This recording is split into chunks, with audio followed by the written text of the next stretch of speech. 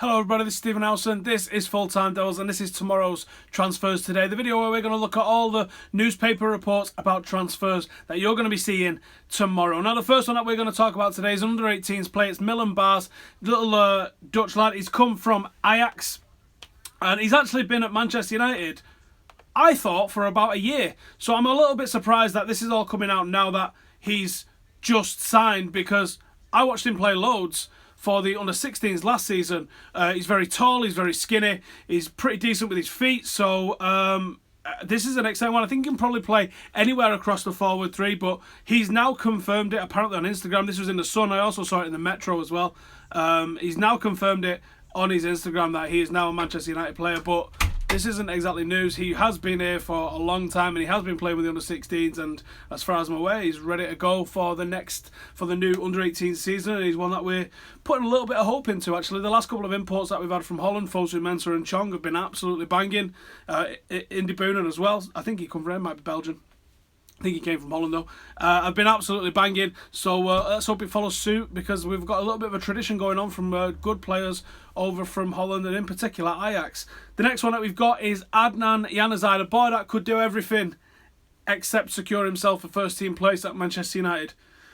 It's a shame. I think anybody that was at that Sunderland game where Januzaj came to life, I remember singing Januzaj songs that we was making up on the spot till 4 or 5 o'clock in the morning. We stopped off to go on a night out halfway on the way home. And Januzaj was the one thing that everyone was absolutely on fire about. Played sort of in the number 10 role and was just doing whatever he wanted, taking loads of shots. His goals came with no shocks to anybody whatsoever. This comes on the back of being on the bench in Sir Alex Ferguson's last ever match as Manchester United manager. He didn't come on. And winning the under-18, he was actually the reserve player of the year, but while he was an under-18, he had all the chances to do anything that he wanted in this game, and it just didn't work for him. I believe he worked under David Moyes, and Moyes used to just tell him to go and express himself, do what he wanted, and then give his team talk. Now, when Louis van Gaal came in and when Jose Mourinho came in, although he hadn't really had much of a chance last season, at least under Jose Mourinho, but certainly under Louis van Gaal, when Louis van Gaal came in and he tried to give him the team talk and explain to him what he wanted to do, the word is that Januzaj was not able to pick up on the tactical stuff. When you think of what Louis van Gaal and Mourinho are known for, it's players that can follow instructions and do what they need to do, particularly in defence. Moyes gave him the freedom to just do what he wanted, and Louis van Gaal supposedly was asking him to do stuff that he just wasn't getting. Now this doesn't quite add up though when you see that he went to Dortmund, didn't really work out for him. Then he went to Sunderland this season, and again, it didn't work out for him. He's not been able to recapture the form that we saw in that first season under David Moyes. So he's continued his tribute tour now, and he's off to Sociedad to see if he can do it in La Liga. I think there's still something in there with him, but I think from what you hear from the coaches, he needs to grow up mentally and understand that football isn't what you do in the street. It isn't just having that free-throwing feeling and just going doing the things you enjoy. There's another side, and all the stuff that you do off the ball, the positioning and the working for the rest of your team is just as important as you being able to go past someone, which is what Januzaj was exceptional at. So I wish him good luck, but not really mega surprised it didn't work out for him after the word was there early on in Louis van Gaal's time. And I actually found something from Time Hop from 4 years ago talking about Januzaj, actually saying, I'm not sure why Januzaj's getting the hype. If anyone's going to break through, I think it'll be Lingard from this team. Kind of got that one on the nail on the head, didn't I? And the final one that we're going to talk about today, the one that's the headline one, is Perisic. Now, Inter's director of football has apparently been meeting with Ivan Perisic's agent. The word is that that's to complete his deal to Manchester United. For a couple of weeks now, it's been reported that we're only a couple of million off in our valuation. Inter want X, we want to pay Y.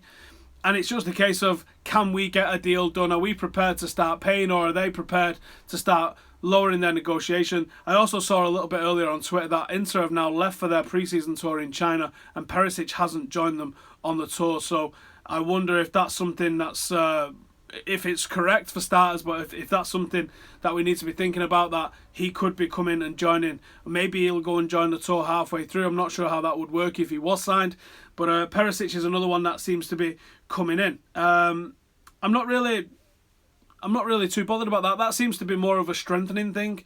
Certainly not the marquee one. Now, this is something that the Independent actually came out with earlier today, which was that United still think they're going to sign a marquee player. And you go, hold up. If Lukaku wasn't a marquee player, then we're talking about... I mean, I think Lukaku is probably a B-level player on the world stage, if we're being completely honest. Very good, proven in the Premier League, but certainly not the sort of player, you know, in that Ronaldo, Messi, even Bale or Neymar sort of stratosphere in terms of how popular they are as a player, which you can argue Wayne Rooney still probably is, actually, which is one of the reasons why he's probably gone to Everton and why Everton have been prepared to pay him what they are paying him. Lukaku doesn't quite fit that bill. So if United are going to sign someone who's a marquee player, someone that the sponsors are going to fawn over, someone that Ed Woodward is going to erect a marquee for somewhere, then who the hell is that going to be? I can't think of anybody really off the top of my head. Sanchez seems to be that one guy, but are we really going to get Sanchez? I don't feel it in my gut that we can get him. Bale might be a possibility, but dealing with Real Madrid, do we want to even try and attempt that? If they're going to go all out for Mbappe, they have shipped out Rodriguez, so that's left up a little bit of space for them. But Real Madrid like to throw that cash around. If they need to recoup something, then Bale seems the obvious one for me. And I do think that United could do with a player with Bale's particular set of qualities. Is he over his injuries? Don't know. That would be something United have to explore in the medical. And speaking to the player himself, I think I understand people's concerns that if he was going to spend the money required to get Bale, do we want to do that on a player that's had his injury record? But to be fair, his injury record was only really last season. So if he's over them, then happy days. If not, then yes, that's clearly going to be a problem. Let's see what you guys are saying in the old comments, if they come on. Don't forget why we need Dyer, Matic, or Fabinho, or... Wait. I don't think we need Dyer. We need Matic or Fabinho or Nainggolan. Dyer's definitely more of an underwhelming one than some of the sexier names there, but if he's the right sort of player that we need, then he's the right sort of player we need. So I'm not too fussed about it, because I actually think that we've pretty much got our starting 11. I think if Dyer came, I'm not sure he'd be a starting player, but, you know, we'll see. Nainggolan 6 and Pogba 10. Well, Pogba's not a 10 for starters. So I don't know where that's coming from. Nainggolan's more box to box. He got quite a lot of assists last season, I think, but I still like him in the defensive qualities that he could bring. Griezmann was our big signing. It's just papers BS. Well, the papers are still talking about it now, and that's been off for a long time, so maybe that's the case. Get Dyer. Matic can't be possible. It does seem like Matic is extremely unlikely, although there was another report. How true, we don't know. Matic telling Chelsea players that he's still going to Manchester United, so there's an option, I think.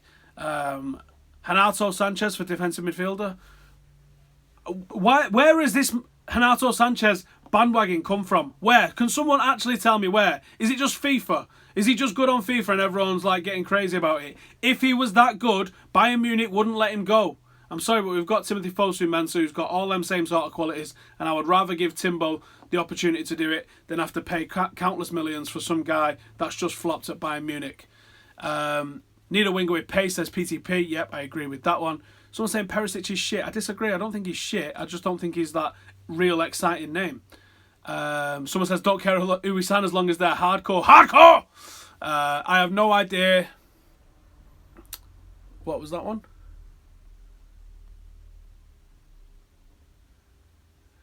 I have no idea how you pick the questions written on here with the bollocks that's written. Yeah, sad. I try and do my best. United needs to get in a set-piece specialist like Carvalho. Actually, United was awful at set-pieces last year. I hope someone is working on that at the club this season, because we definitely have to get better at set-pieces without a shadow of a doubt. Perisic, a smokescreen for Sanchez. I don't think a smokescreen... Look, I don't think we are smokescreening everything. I don't think that's how Manchester United are working. It's been my belief all along that United started work early on 2 lists. Now, someone said, where's the evidence for these lists? Well, there's no evidence for anything, is there, in transfers? Everyone tries to keep the cards close to the chest. But we know that Ed Woodward and Jose Mourinho started work on transfers back in March, supposedly. I think actually Mourinho's come out and said that he's had my list since March. Now, Manchester United didn't know which competition we was going to be in, and there was talk around that time that one list was going to be Champions League and one was going to be Europa League. Now, I don't know who's on which list. I get a gut feeling that you might be right on that one. That maybe Sanchez was somebody that we was interested in. Should we be able to get Champions League football? And maybe Perisic was our B-list player. And perhaps we're stalling and not negotiating properly with Inter because we prefer Sanchez. That could be me just completely misinterpreting it, and Perisic could get announced in the morning. But maybe that is the case. Maybe that's the sort of hold-up that we saw with Morata, where you're like, why isn't this done? Everyone seems to think that this is done at the moment. And then we find out why it wasn't done, because we was holding out thinking that we would get Lukaku completed, and as soon as that looked on the cards, we dropped Morata. Maybe that's what's going to happen with Perisic. I would be delighted, actually, if we have been doing that and we bring in Sanchez, because I certainly don't think we're going to bring in two players that can play off the left-hand side like that, and you give me the choice of the two. Yeah, Alexis Sanchez is the one I would prefer.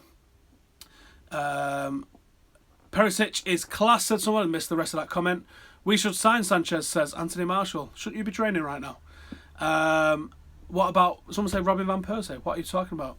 FTD versus Arsenal Fan TV. Yes, we have drawn Arsenal Fan TV in the Fan League Cup. You're going to have to sit tight for that one. But go and find out what's going on. We drew them in the Fan League Cup.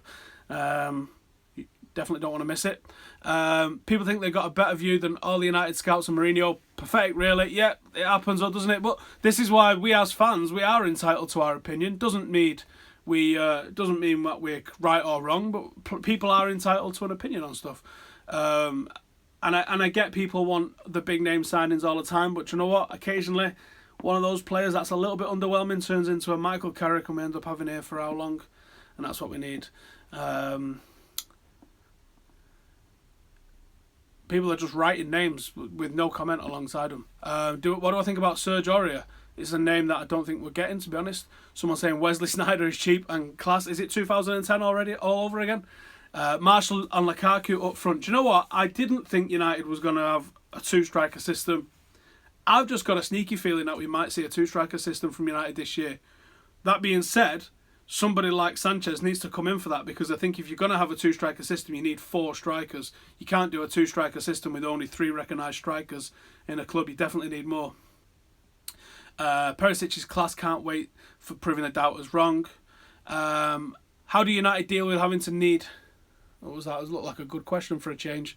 How do United deal with having a need to buy in certain positions and being held over a barrel for being who they are?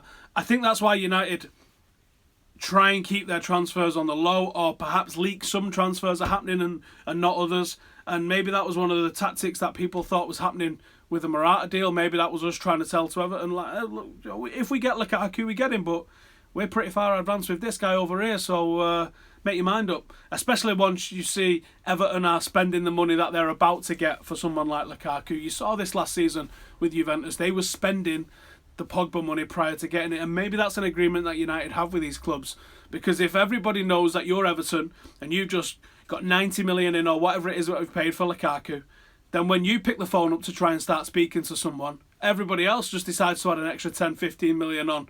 You've just had a windfall tax, don't they? So I think maybe that is a bit of a deal done with United, like, listen, okay, let us get a couple of players in, ease yours, and then we all get good deals.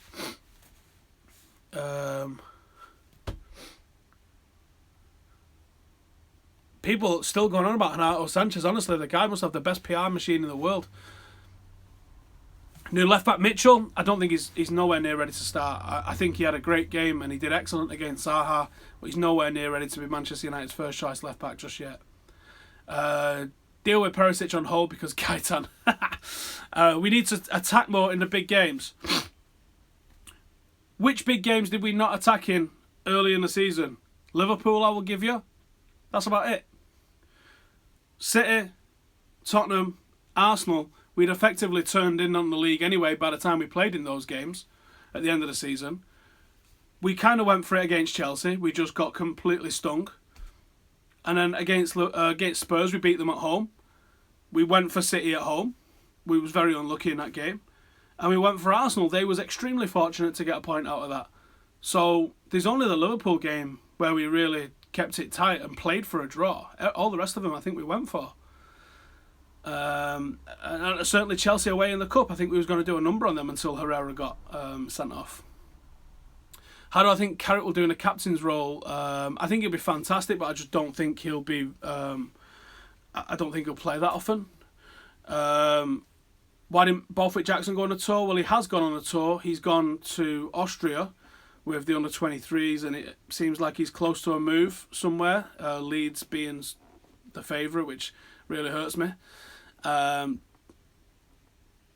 returned in October. I've seen totally conflicting reports on Zlatan today. One saying he's about to sign a new deal with United, and one saying he's about to sign a deal in Los Angeles. So I don't think anybody has a clue what's going on.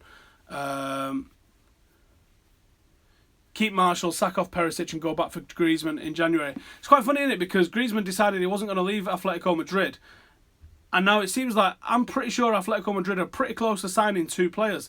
Now they can't register those players till January, obviously. But it seems like they're still doing business. Like these got punished because they broke the rules. So on one hand, yes, it's admirable for Griezmann. But maybe the ship sailed on Griezmann. Maybe the ship has sailed. And I do think we was potentially going in for Griezmann.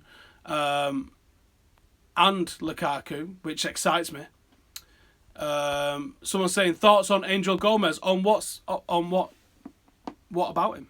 I think Angel's got the potential to do anything he wants in this game. Literally anything that he wants.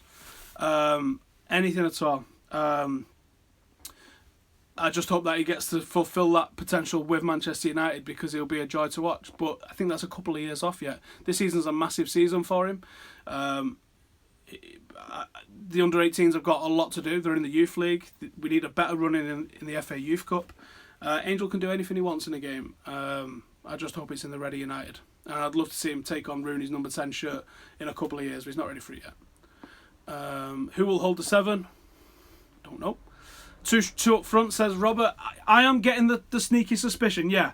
Like, my office looks like a scene out of CSI at the moment, as I've been trying to figure out if Griezmann was coming in, how we was going to line up. And I think that there was no way that we wasn't going to play 2 up front, Lukaku with Griezmann up front, which excites the shit out of me. I don't think we're going to have one set formation next season. Clearly we're going to play with one formation more than the others, but I think we won't have a set formation next season, and I actually think that we're going to be very flexible like we was last year. And I can't wait. I actually really can't wait. Lukaku seriously excites me. But we still got a couple of holes that we've had need filling in. But once we fill those in, bring it on. There's nobody scares me in this Premier League this season. I think they've all got other problems. No one has massively improved. So I think it's all to play for. And we've got the best manager in the league. I am absolutely certain of that. So I think that'll wrap us up for tonight. But thank you for watching. The 3 things to wrap up today. So Januzaj is gone. Milan Bars, who I thought had been here for how long, is apparently now official, just because someone's found his Instagram account by all accounts.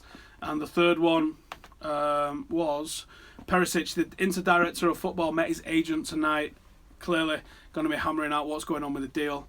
But like one of you guys just mentioned in the comments, maybe it's not all as it seems, and perhaps there's somebody else that we're working on. It'd be nice to think that, wouldn't it? But anyway, thank you guys for joining us. Make sure to like, make sure to subscribe, and get any of your comments, your questions, your abuse, any of the things that you want to talk about, the weirder the better, in the comments. And I'll see you later.